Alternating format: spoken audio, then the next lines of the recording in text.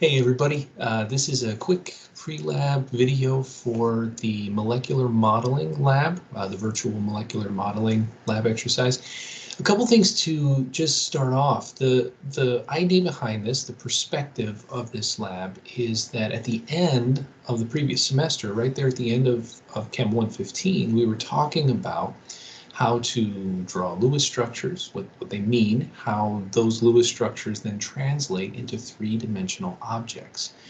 Well, that kind of finished out the last part of the semester, and so the very first exercise of this semester is actually to follow up on that.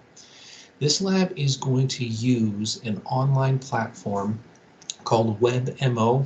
And what that does, that is essentially it's a free platform, it has some free features that allows us to build molecules and then calculate and use the theories, quantum theories, all of those ideas that we learned last semester. It's built into the calculations so that it can it can produce realistic and true to nature shapes and models of whatever molecules we build.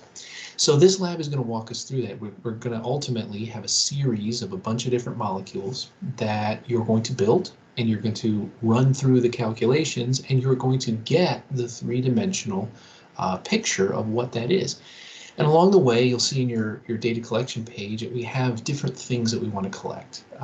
You're going to want to make sure that you follow the directions when it talks about getting screenshots of these molecules before and after. When you first draw the molecule, there's no guarantee that you've actually drawn it correctly in three-dimensional space. And so having these tables where you can simultaneously then see the way it started, go through the instructions, and then see the way it ends all there in the same table, that's going to really kind of fill out your data collection page. A few things to be aware of is more so in this lab than perhaps others that we do. The order of directions and the literal word by word following what they say is even more important.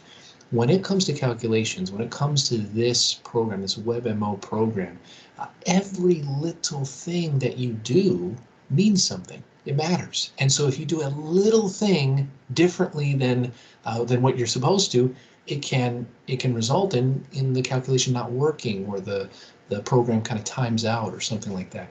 So the tip is really pay attention to the order of the steps. And if something isn't working, take a moment, take a breath, and try to realize that it's probably not the program doing something wrong. That's a hard thing for a lot of us. It's a hard thing for me, but I've used this long enough to realize that 10 times out of 10, 100 times out of 100, it's the user that's doing, we think we're doing everything right, but in actual fact, there could be something that we're missing. So if certain calculations are failing or they're not coming out right, take a breath, try to start over, close it out, reopen it again, and take a fresh start at it. Otherwise, you can go through the lab kind of as it's written, and then answer using those things, answer the questions at the end. It should be good to go. So hopefully that helps, and good luck as you complete the lab.